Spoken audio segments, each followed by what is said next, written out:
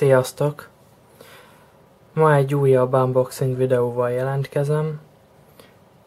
Esedékessé vált a telefon cseréje. Már egy jó ideje tervezgetem, csak nem tudtam eldönteni, hogy mégis melyik az a telefon, ami megfelelő lenne nekem. Tudásban is, árban is, minőségben is. Ezt a telefont cserélném le. Ez egy Samsung Galaxy S Advance. Igazából, amíg meg nem jött hozzá a szoftver frissítés, a Jelly Bean rendszer, addig egy nagyon jó telefonról volt szó. A Gingerbread-del. Ott nem is volt vele semmi problémám az égvilágon, de amióta megkapta az új szoftvert, azóta nagyon belassult, laggol, mindenhol megfagy, és őszintén szólva már nagyon felhúzott. Napról napra idegesebb lettem tőle, egyszerűen nem lehetett vele telefonálni normálisan. Volt már mindenféle telefonom korábban, még az androidos és az okostelefon forradalom előtt. Igazából azok voltak a jó idők, mert nem volt a telefonokkal gond. Azra tökéletesen megfeleltek, amire ki voltak találva. Volt androidos csúcsmobilom, még annó az Xperia X10. Az is, amíg meg nem jött hozzá a szoftver frissítés, egy jó telefon volt, azután annak is teljesen vége szakadt. Akkor utána egy ilyen középkategóriás Samsunggal próbálkoztam az okostelefon piacról. Szintén ugyanez volt ugye a probléma, mint említettem. Tavaly viszont sikerült az első táblagépemet beszerezni, ami egy Apple iPad Mini Retina. Itt teljesen beleszerettem az Apple rendszerekbe, ebből már lehet is sejteni, hogy mi lesz a következő telefon. Gondolkoztam rajta, hogy megvárjam-e az új iPhone 6 és 6 Plus magyarországi megjelenését, de ahogyan mérlegeltem, nekem a 4,7 szó már sok lenne. Igazából a nagyképernyő telefon tekintetében nekem nem szükséges. Amikor kell a nagyképernyő, itt az iPad, azon teljes mértékben mindent meg tudok csinálni. Ez a 4 szoros kategória az, ami nekem kézre áll, mindennapokban telefonálni jó, és használni is kényelmes. Nem foglal nagy helyet, nem nehéz, teljesen tökéletesen át lehet érni a képernyő minden sarkát. Ebből már gondolom sejtitek, hogy mi lesz az unboxing témája, és valóban egy iPhone 5S. Személyében ez egy fehér előlap és ezüst hátlappal rendelkező 16 GB-os verzió. A doboz alsó és felső oldalán Apple logó, jól megszokott módon, a két oldalsó részen pedig iPhone 5S felirat. Elől pedig egy gyönyörű szép kép a telefonról. A pereme és a gomb, a Touch ID pereme lényegében egy ilyen szép fémes hatást kapott, és szépen csillog a fény hatására, ugyanúgy, mint az oldalsó feliratok. Így látható, hogy ez egy 16 GB-os verzió, és írta, hogy iPhone 5S Silver, ez ezüst. A fóliát már levettem róla, hogy ne kelljen itt szerencsétlenkednem a késsel. Most ki is bontjuk a telefont.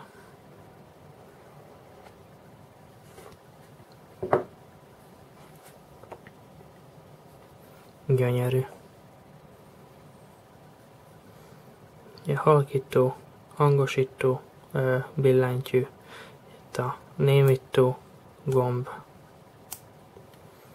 ugye a kivágott antennáknak a hely, ugye ez még az iPhone 4 esetében volt problémás, ugye a kibekapcs és képernyőzárgomb, itt a nanoSIM kártya helye, szintén a két antenna. Alul pedig van egy hangszórónk, egy beszédmikrofonunk, egy csekkajzatunk és a Lightning csatlakozó helye. Elől felül van egy kameránk, itt pedig a fény és fényérzékelő, itt pedig a beszédhangszórónk. Alul egy szép igényes peremmel körbevett gyűrű, ez mögött rejlik meg a Touch ID, ami lényegében az iPhone 5-esnek a nagy húzó ereje a korábbi modellekkel szemben. Ugye ez az új lenyomatolvasó. Ezt tudjuk használni a telefon feloldására és az App Store-ban való vásárlásokra is. Hátul szintén a szép alumínium borítás, alul és felül, pontfordító elnézést, alul és felül még szintén az előlapról ismeretes üveg borítás, 8 megapixeles kamera, a mikrofon és a dupla ledes villanó, ugye két színtónusban, ezzel is segítve az éjszakai fókuszálást és a színhőmérsékletek igazítását a megfelelő tartományban. Ja, jól megszokott iPhone felirat és a különböző kis írások és emblémák. Design Apple in California, és ugye gyártás Kínában. Bontsuk is tovább. Itt van a telefonnak egy kis bölcsője, amiben fekszik, és a kis tasak. Itt pihen a SIM-kártya tű, mivel a SIM-tárcát tudjuk kinyitani, és alatta egy kis olvasmány.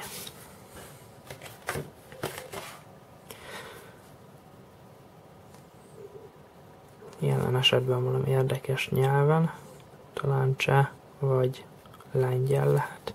És akkor a következő a magyar nyelvű. Szintén elmutatja, hogy melyik gomb micsoda.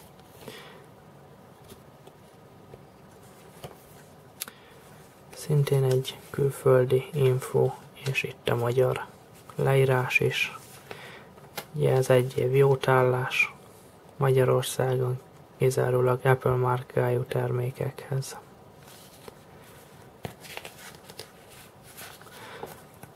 És a minden Apple termékhez járó 2 kis matricánk.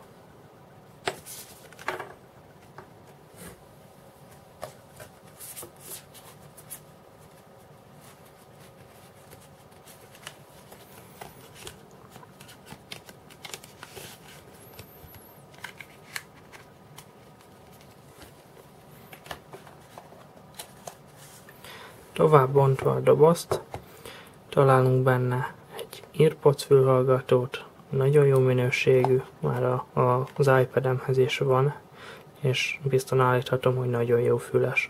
Árérték arányban szinte hibátlan. Ugye egy ajzat, amiben be tudjuk dugni az USB kábelt, és így tudjuk tölteni a készüléket. És az USB Lightning kábel. Apple-höz mérten igényesen feltekerve.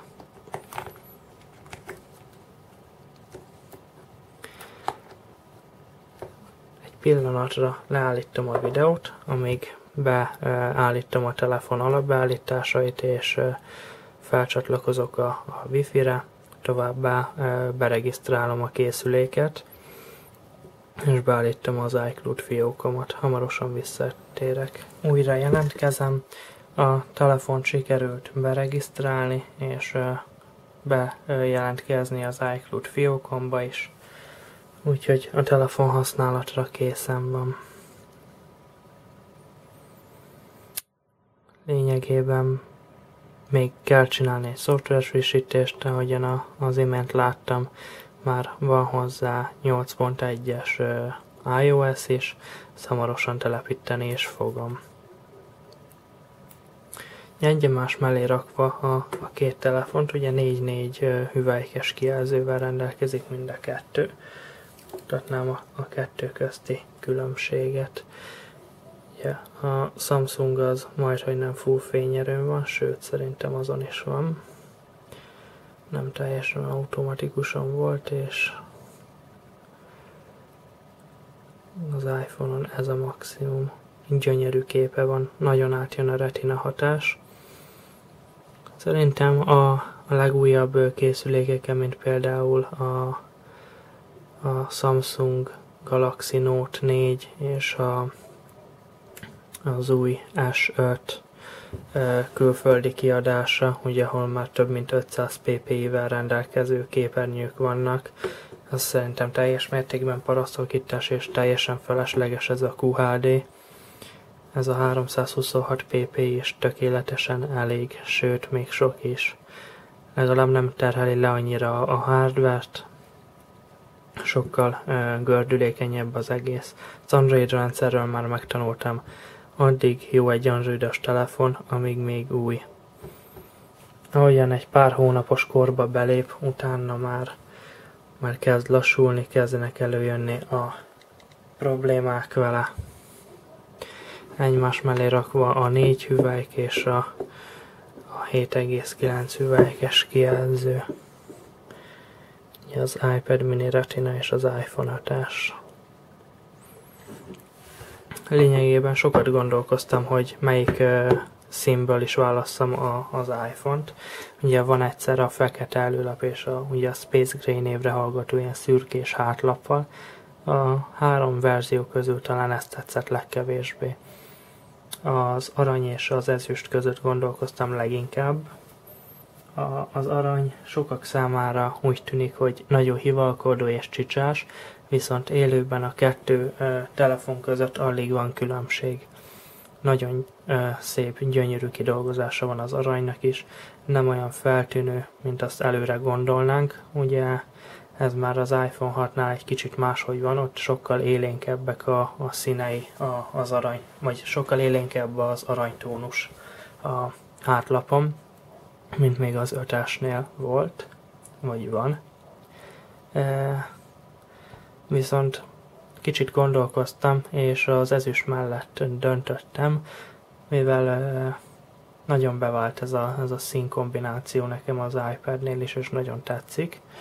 Gondoltam, hogy akkor legyen egyforma mind a 2. Viszont az előbb az unboxingból még kimaradt 2 dolog. A készülék mellé még vettem egy tokot is, és egy kijelzővédő fóliát. A tok az így néz neki, ezt is ki is bontom, mert itt is felvágtam a fóliát, ami fogja.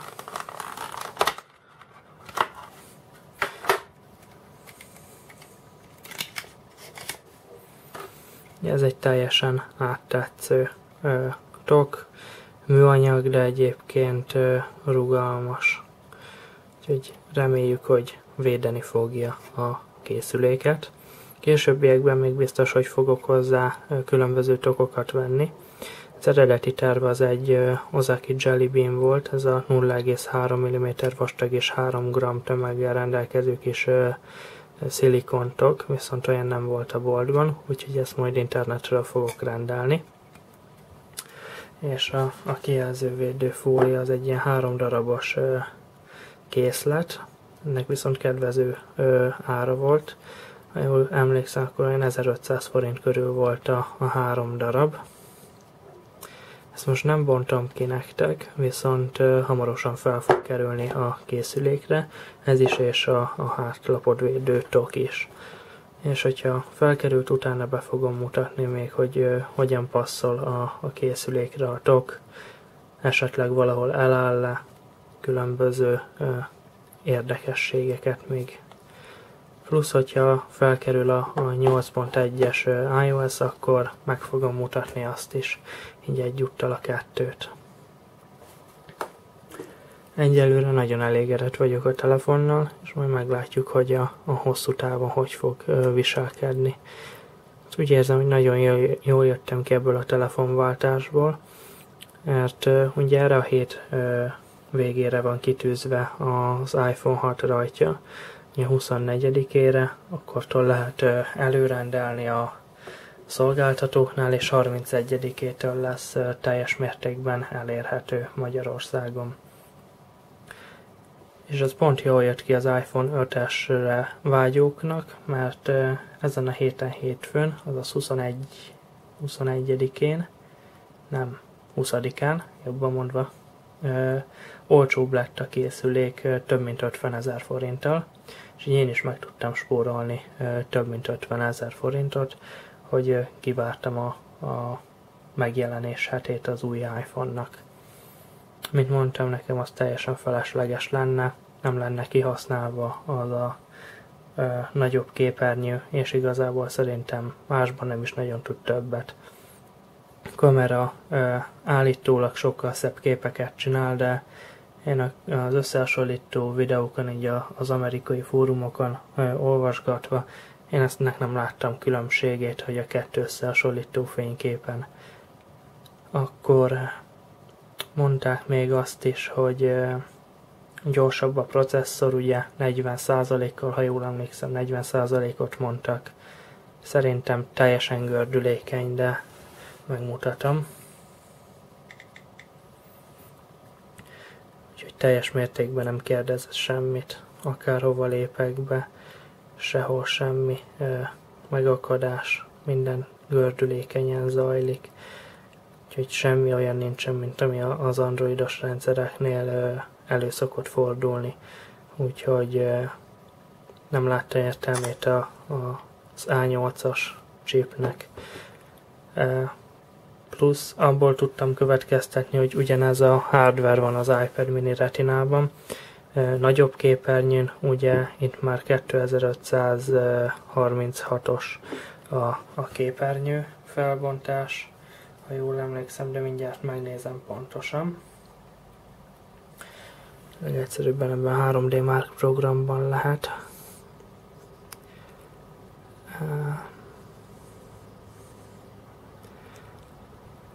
Vagy lehet, hogy nem is ez volt az. Valamelyik benchmark programban lehetett megnézni. Akkor GFX Benchben. Most nincsen bekapcsolva a Wi-Fi-n. Egy pillanat, és orvosoljuk a problémát. Nem akarok hülyeséget mondani, csak azért inkább biztosra megyek, de emlékeim szerint 2536x1000, inkább megvárjuk, az a biztos. És ennél a felbontásnál is tökéletesen elég volt mindenre a processzor. Egy éve használom ezt az iPad-et, és nem volt fagyás, nem volt megakadás, megröccenés, semmi. Úgyhogy ebből gondoltam, hogy egy még kisebb felbontással rendelkező készüléknél még gördülékenyebb lesz a rendszer. Hát hamarosan kiderül a használat folyamán, hogy ez tényleg így van-e. Reméljük. Nem szeretnék csalódni a készülékben, mert még így ezzel a nagy kedvezménnyel, egy akcióval sem egy olcsó darab.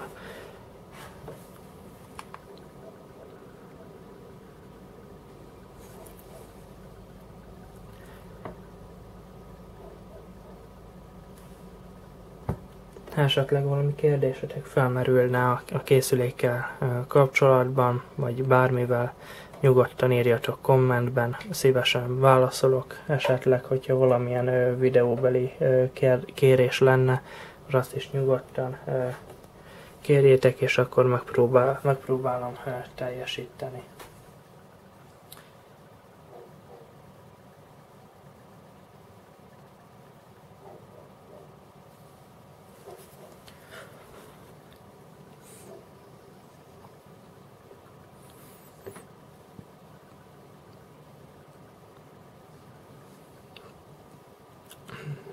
Közben tölti már a programot.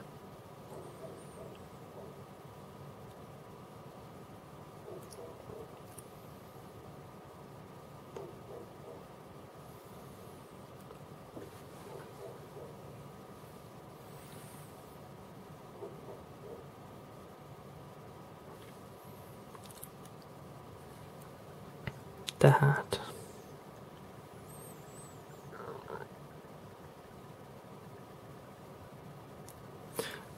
jól emlékeztem az 536-ra, csak az nem 2535, hanem az a vízszintes pixel sűrűség, ugye 2048x1536 pixel, a képernyő 7,9 hüvelyken.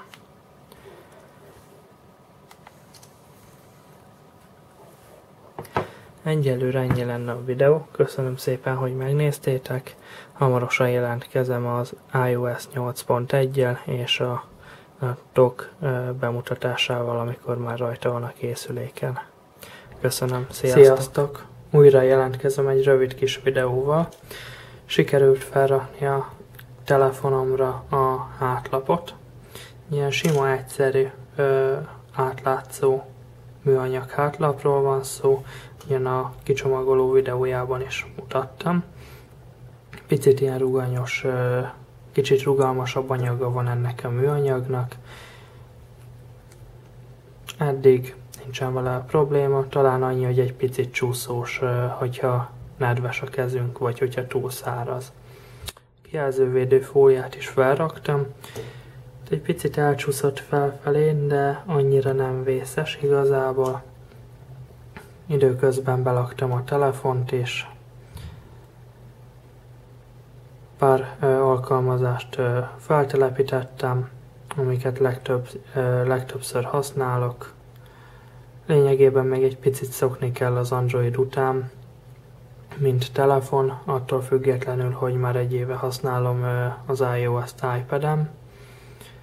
De nagyon gyors, responsív a telefon, semmi megakadás nincsen, kristálytiszta a beszédhang, semmi kivetnivalót nem találtam még benne. Kamera szép képeket csinál, a villanó mellette erős, lényegében a wifi-je is erős, azzal sincsen probléma, a térerőt is szépen veszi, nincsen már az a probléma vele, mint még az iPhone 4-nél volt. Lényegében eddig tökéletes, nagyon tetszik, szeretem használni. Az akkumulátorról még különösebben nem tudok mit mondani. Még annyit nem használtam a készüléket, hogy hetekig, napokig. Remélhetőleg hamarosan erről is kialakul egy kép, és erről is tudok nyilatkozni, hogy bírja az akkumulátor normál használat mellett, kicsit erőltetettebb használat mellett, csak sikerül kimondani. Én a fényerőt egy ilyen negyeden használom körülbelül, ez teljesen tökéletesen látható napfényben is, már amennyi van ebben az esős időben.